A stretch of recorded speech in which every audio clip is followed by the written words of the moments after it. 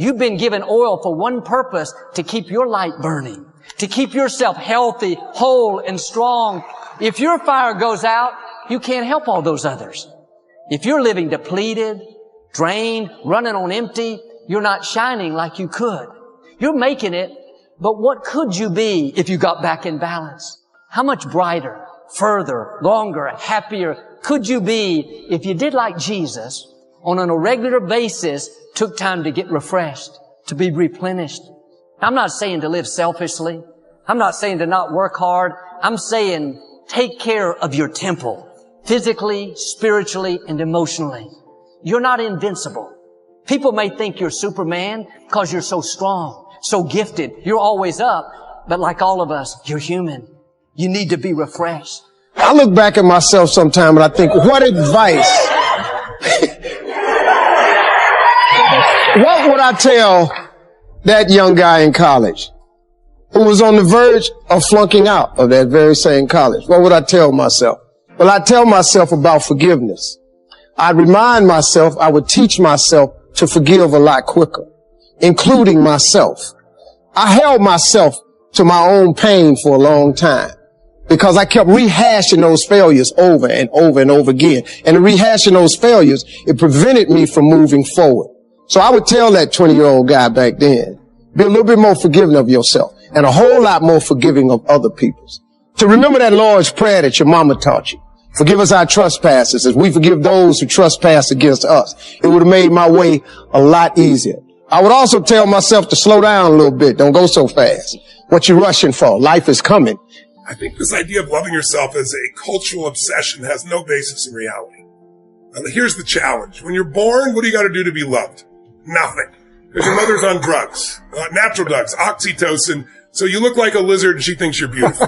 You know, you're fat, you shit all over, you throw up, and you're still beautiful, right? For a while, you're unconditionally loved. And thank God we wouldn't have survived otherwise. You know, I love women so much. I have so much respect for women, even more so going through birth again.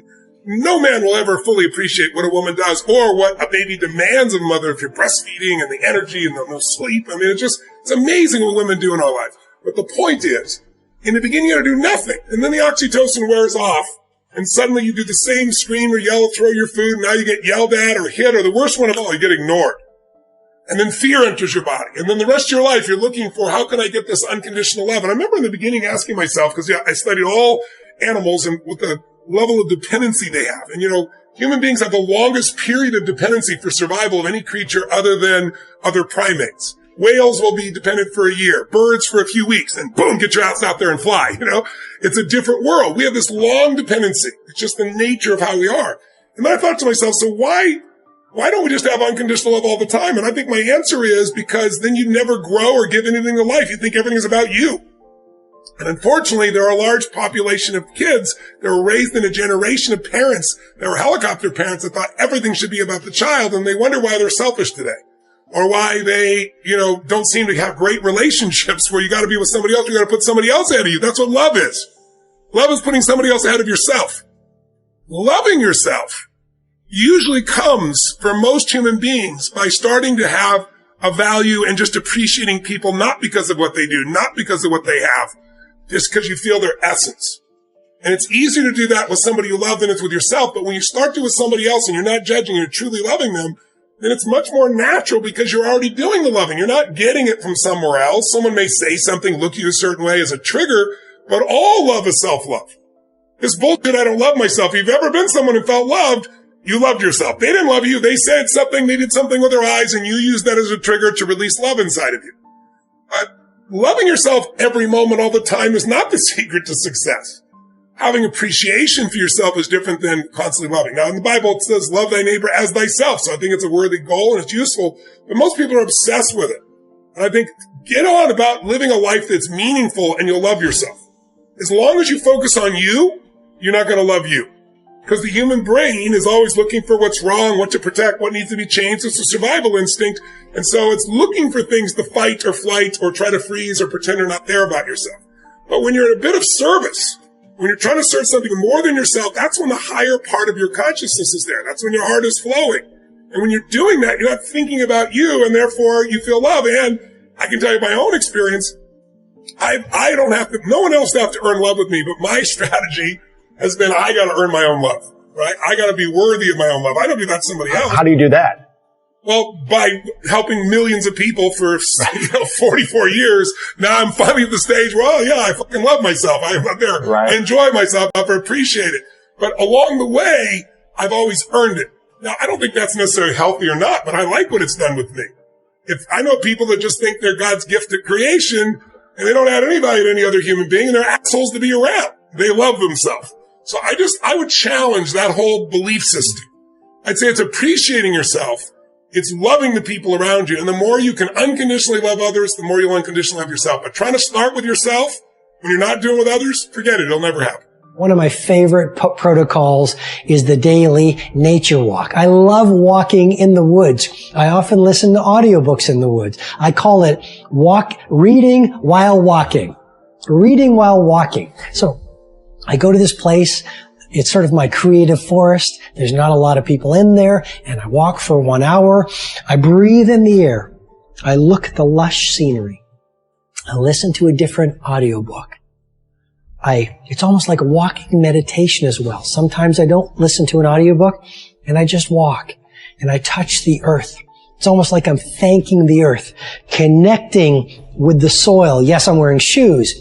I don't want to get too esoteric here, but there's a lot of really good research saying if you want to boost your immune system, you want to boost your happiness, you want to release serotonin and dopamine, you want to release the fear hormone called cortisol, walk in nature. And so when I walk, I connect with nature. Happiness is one of the most studied areas of human endeavor in the history of the world. I mean, when you look at psychology and you look at philosophy, this is all I've been talking about for literally centuries. It's unbelievable. So we figured out the basics of happiness. It's that sometimes common sense isn't common practice.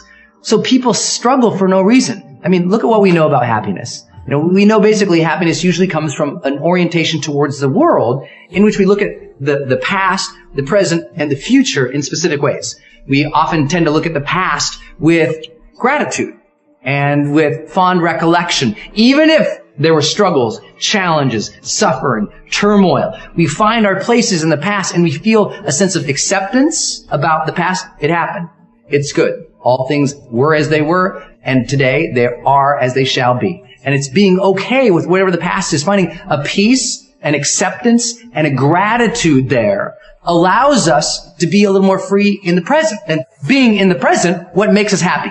Being engaged in whatever we are really doing. I mean, really engaged in it, mentally engaged in what we are doing each day. You know, where we're challenging ourselves just a little bit, you know, where we're finding something we're passionate about, interested in, and challenging ourselves to bring our full conscious presence to the moment. To develop awareness, right? Almost all spiritual sort of texts and teachers and trainers are always trying to help people become just more present in the moment, more accepting of the world as it is, but here, you know, the power of now stuff, right? It's like get here, be engaged, be present with the moment. And then with the future, it's all about anticipating with excitement what's to come in the future. Even if the future is scary, even if you know there's still going to be hardship, because there will be, even if you know there's going to be struggle, yep, there will be too. But finding your marks, what are you excited about for tomorrow? And if you can't find anything to be excited about tomorrow, that has nothing to do with the reality of tomorrow. It has to do with your mindset. You've poisoned yourself in pools of pessimism for so long that you've drowned yourself of hope. That you've forgotten that there is magic to life, that there is something tomorrow. You could find something. Even if tomorrow you're just going to say, you know what? Tomorrow I'm going to get up, I'm going to feel better. Just going to decide to be. Be excited about that. You know, tomorrow I'm going to go do something nice for somebody. Tomorrow I'm going to get focused into this one project I've been waiting to do. Tomorrow I'm going to make the damn bed. You know, whatever it is, find something to be excited about for tomorrow. That's the basics of everything we know about your emotional world and your mental world of happiness. So simple, right? Be accepting at peace with the past. Be present and engaged here in the present, and be excited. Anticipate something for the future. So me and Jada was reflecting about love. And I asked her, I said, what did she think was, you know, one of the biggest revelations that she had had about love? She said that you cannot make a person happy. And I thought that was a real deep idea. You can make a person smile, you can make a person feel good, you can make a person laugh, but whether or not a person is happy is deeply and totally and utterly out of your control. I remember the day I retired. I literally said to Jada, that's it. I retire. I retire from trying to make you happy. I need you to go make yourself happy and just prove to me that it's even possible. And after we cracked the hell up, we started talking about, we came into this false romantic concept that somehow when we got married that we would become one. And what we realized is that we were two completely separate people on two completely separate individual journeys, and that we were choosing to walk our separate journeys together. But her happiness was her responsibility, and my happiness was my responsibility. And we decided that we were going to find our individual, internal, private, separate joy. And then we were going to present ourselves to the relationship and to each other already happy, not coming to each other, begging with our empty cups out, demanding that she fill my cups, the cup, and demanding that she meet my needs. Unfair, and it's kind of unrealistic and can be destructive to place the responsibility for your happiness on anybody other than yourself. I have a philosophy about long-term relationships that isn't discussed very often. So for those of my friends that are in one that's, I don't know how long, but for some people long-term's a year, right? But for those of us that are in long-term relationships, I get asked often on shows, hey, what are one of the keys that I would not normally hear about that create a relationship that is still doing what you said earlier, which is so wonderful, where there really is this observation, there's separation, there's growth happening. And so there's all these things they say in the long term. Be honest with one another, be trustworthy, make sure you're communicating. One of the things that I find with my friends and I who have had long-term, really good relationships is physical intimacy still. And real attraction to one another physically. If everyone says, I want to marry my best friend, which you do, but you have a lot of friends, and you don't need to be married to all of them. And one of the things I see in relationships is they start out where there's this physical chemistry, and I know relationships ebbs and flow. I'm not just talking about sex. I'm referring to physical touching and intimacy. When I was dating Christiana, her dad was older than her mother, and it was his second marriage. His first wife had died of cancer. And oftentimes in second marriages, I see people kind of know the second time around, maybe the mistakes they made the first time. In his case, his wife had actually passed away. But when I would date her, I would often pick her up. And when you'd walk up to their home, their front door, and I'd knock to come get her, you could see into their living room. And my family didn't have this. My parents have their own dynamic. But I would go to the front door, and more times than not, Matthew, more times than not every time, on a Saturday night I'd come to pick up my girlfriend for a date, I could look into the living room and the TV would be off. I get emotional because he's passed away, but they'd be slow dancing. Wow. And at an advanced age. Wow. They just slow dance in the living room together. Now, I don't know if that led to more than that in the bedroom afterwards, but they had real physical intimacy. They weren't just friends. They were lovers in every sense. Physical lovers. That doesn't always necessarily mean, but people ask me, what's one of the keys to a relationship? Physical intimacy. It's a box you better be checking. There's got to be that touching and that physical attraction to have a passionate relationship. And I reached a point senior year when my adjustment felt like me. I had actually convinced myself that I was this person and she, me. Pretty, talented, but not stuck up. A girl who laughed a lot at every stupid thing every boy said, and who lowered her eyes at the right moment and deferred, who learned to defer when the boys took over the conversation. I really remember this so clearly. And I could tell it was working. I was much less annoying to the guys than I had been. They liked me better, and I liked that. This was conscious, but it was at the same time motivated and fully felt. This was real acting.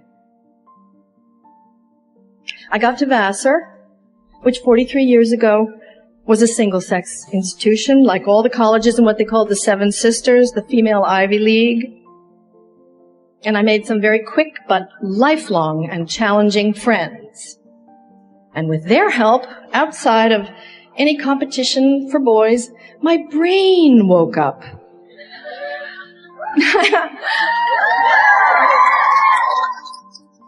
I got up and I got outside myself and I found myself again. I didn't have to pretend. I could be goofy, vehement, aggressive, and slovenly, and open, and funny, and tough, and my friends let me.